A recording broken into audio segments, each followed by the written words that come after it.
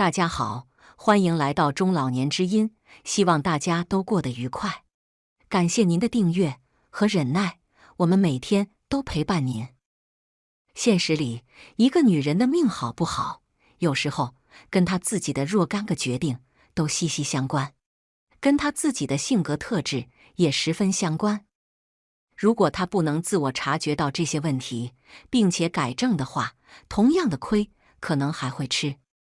现实里，一个女人身上如果有这3种特征，很容易造成命苦，需要极力避免。对学习和提升自己不屑一顾。现实里，有些女人对于学习是不屑一顾的，她单纯认为学习没用，或者说她认可女人无才就是得那一套。那么很显然，她这一辈子就会被自己的认知给框死了，造成收入很低，认知很低，极容易吃亏。举几个例子，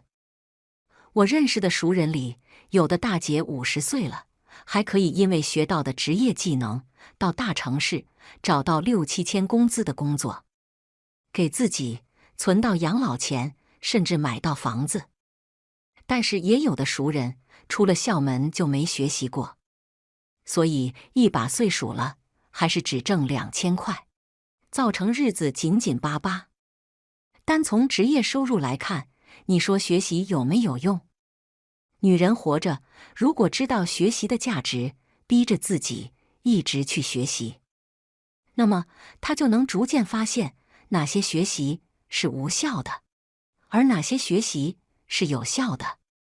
然后从有效的学习里获得知识和技能。最后她找工作的时候就能选择余地大。而有些女性从来不学习，所以她找工作时只能找到入门级别的工作，还容易被淘汰，最后造成生活困难，日子过不下去，真是太可惜了。从来不替自己考虑。现实里，一个女人如果活得太无私，太为别人考虑了，那最后只能亏待她自己。举个例子，一个女人从10几岁开始打工，然后把赚到的钱都无偿给了弟弟和父母，那么她到了30、40岁，她手里可能还是没积蓄，一直吃亏受累。如果说这个女人自私点，把打工的收入拿来给自己上学，给自己进修，甚至给自己买房买车，那么这个女人到了30、40岁，是不是能过得好些？这不是显而易见的吗？现实里，女人当然可以为自己考虑，为自己而活。这方面，如果一个女人太无私、太奉献了，那么她到了一把岁数，除了收获一个好名声之外，不会有任何经济基础。胆子太小。现实里，有些女人胆子很小，换一个新工作，她们不敢，跟别人相处时也尽力保持善良，不敢跟别人发生冲突，所以新的东西她们都不敢接触。这种胆小怕事很容易限制她们的人生。比方说，有的女人本来可以有很好的工作，但是她胆小，不敢去尝试。或者老板给她一个升职的机会，她胆小不敢尝试，也错过了。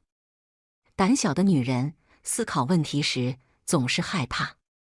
所以最后发展会十分受限制，大概率是一辈子原地踏步。现实里，女人想要过得好一些，就要能发现自身的问题。有些性格、思维方面的问题，不改善的话，只会耽误自己的人生，让自己处境更加糟糕。就是这么简单。以前我们在工作的时候，总盼望着早点退休，也总是觉得退休后可以过得很潇洒，拿着一笔退休金，不工作就尽情玩乐。可是当我们真正退休后，现实的生活却没有我们想象的那么美好。尤其是很多在50岁就内退的女人们，她们以为早点退休就可以早点放松自己，想去哪就去哪，过上无忧无虑的退休生活。但是大多数50岁退休的女人都会陷入生活的困局中：一是提早内退，退休金不高；二是赋闲在家，无事可做；三是老伴还在上班，子女又不在身边，很是孤独；四是想早点进入养老生活，但又觉得太早，不想活得太安逸，而且也总觉得人生不够精彩等等。那么，过了50岁就退休的女人，该如何解决这些退休后的一些烦恼和焦躁呢？一位56岁的张阿姨这样说道：女人退休后，努力做好这几点，就可以让我们的晚年过得舒心又快乐。讲述人：张阿姨，56岁。我今年56岁，退休已有6年，两夫妻双职工。而老伴和我同年，但要到60岁才能退休。我们有一个女儿，也已在我退休那年嫁人，所以我的家庭没有什么负担。还在上班的时候，我开始就对退休生活很是憧憬，想着退休后不用工作，整天给老伴做饭，或者跟好朋友一起到处走走，吃喝玩乐，去实现自己心中的梦想。吃遍全国各地的美食等等。刚退休的时候，我倒是挺享受的，每天睡到10点，迷迷糊糊的做饭吃，然后去打麻将，晚上就会陪老伴去散步，也跟好友去过几次旅行。但是日复一日，没有安排、没有事务繁忙的生活，却让我感到有点烦躁和不甘。特别提早内退，退休金不高，每个月才3000元，运气不好打了半个月麻将，有可能就所剩无几了。还有我的老伴，又因为调动去了郊县，只有周末才能回家，这就让我的生活变得很孤独，时间久了，感觉人都要抑郁了。身边的好友也说我整个人的气色都不太好，而我也发觉，退休后在家这段时间，不管我吃的再少，体重却一直蹭的飙。后来我觉得自己不能活得这么颓废和黑暗，于是我就对自己的退休生活做了一个很大的规划。而且自从有规划性的过退休生活后，我发现自己的状态越来越好了。那么我的规划是怎样的呢？下面就来听听我的退休5大规划。第一，调整好心态，规律自己，多做运动。因为我们家是双职工家庭，生活还算优越，所以我就觉得自己有钱，而且退休就是让我使劲挥霍和玩闹的。于是我刚退休那会玩得很疯狂，每天下午打麻将，晚上就去唱歌，经常玩到凌晨才回家。而我每天上午几乎都是在家睡觉，这样的日子看似让我过得很开心，但是时间长了，我就感觉不光自己身体受不了，小毛病不断，就连退休金也不够花了。经常还没到月底，就要向老伴伸手要钱，每回都会被他一顿数落。后来我意识到这样的生活是不好的，就慢慢调整自己的心态，开始规律自己。因为有句话说得好，健康才是我们开心生活的基础。所以为了让自己活得健康又开心，我每天早睡早起，按时吃饭，坚持每天慢跑做有氧运动。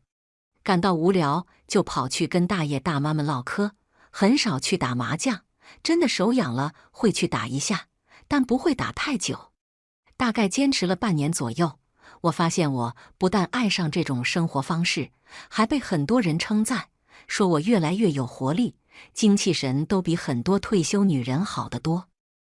第二，对自己好一点，也对家人好一点。女人从结婚到退休，一直都是忙忙碌碌的，根本没有属于自己的时间。如今退休了，就要对自己好一点，在自己的能力范围内，给自己买点好吃的，多买点自己喜欢的衣服包包，好好打扮自己，让自己精致起来，这样我们的心情才会愉悦起来。不过，除了要对自己好，也要对家人好一点。因为退休后我们空闲的时间变多了，所以千万不要过得太自我，多利用这么好的时光去好好照顾家人。比如对身边的老伴，他还要上班，那我们就好好伺候他，给他做好饭菜，打理好家务，处理好生活琐事，让老伴工作的安心。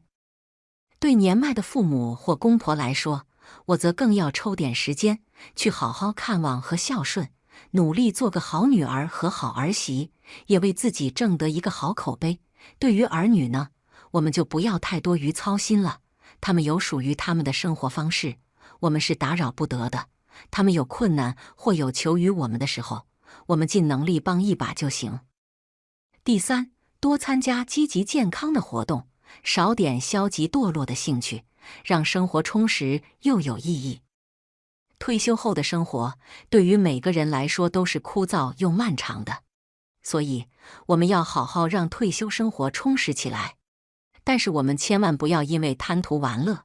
而堕入消极堕落的兴趣爱好中，什么打麻将、唱歌、喝酒、炒股、投资等等，就不要经常去做。我们可以多参加一些积极向上的活动，比如什么志愿者做公益，或参加广场舞比赛，更或者社区里一些大大小小的娱乐活动。这样既能让自己得到锻炼，还能认识很多志同道合的朋友，从而让我们的退休生活过得有意义。但是有一点要注意，人老了，不能去贪小便宜，更不能轻信于人。别人说什么保健品好，什么理财产品收益高，做什么理疗可以包治百病等等，我们都不要去相信，这些活动也不要去参加，去了多半会被洗脑，从而被骗。第四，退休不代表停止挣钱，有事没事就去赚点钱，补充养老金又丰富生活。50岁这个年纪不算老，我们不能因为退休了就停止挣钱。虽然我们每月都有退休金，而且子女也会孝顺，但是钱这个东西是多多益善，而且人老了，生病就会多，我们要为自己攒多点养老钱，以备不时之需，别到时候一场大病没钱治，拖累家人，还苦了自己。所以退休后如果有时间，我们一定要去努力再找点事情来干，多多少少挣点钱，补偿我们养老资金。我就是这样，53岁那年，我就和老同事在学校门口搞了个包子店，成本不大，每天只做早餐，其余时间就休息。虽然这样子的生意赚不了多少钱，但也能满足我每个月的生活花销，而且每天有事干，还有钱赚。开了3年的包子店，除了寒暑假，我几乎月月都能把3000元退休金存起来，看到卡里的钱月月上涨，我的日子也过得不赖，这让我心里美滋滋的。第五，退休不等于停止学习，多去学习新知识、新技术，让自己不被社会淘汰。社会在不断更新变化，退休后我们不能停止学习。别以为人生过半，余生只剩安心养老了，其实我们退休后又是我们人生新的起点。在这个起点，我们要努力去学习新知识、新技术，尝试去深入年轻人的世界，完善自己的各种不足，从而让自己减少和子女或者年轻人的代沟，也让我们保持不被社会淘汰。我就是这样，有时间会去老年大学学习新鲜知识，也会尝试多和年轻人交流。随着网络社交平台的火热，我也尝试在社交平台里一边学习别人的好东西，一边也会分享自己的生活。虽然我年老，没年轻人那般有文化有活力，但是我相信，只要我肯学习，一样也能做得很好。其实，保持学习状态，就是不断让自己的生活更上一层。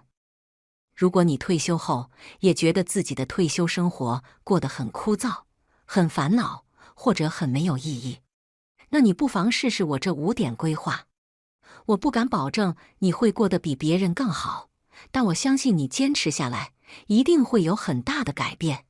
当然，如果正在看文章的你有更好的想法，也欢迎来评论留言，我们一起学习，我们一起探讨，我们一起让退休生活越过越好。写作是修心之道，愿与您共享智慧，无需回报，点赞与分享是最好的支持。有不到之处，希望您能在评论区给我留言，我会对每个留言回复。我也迫切地希望能与您就任何话题进行交流，让我们一同积累福报，感恩相伴。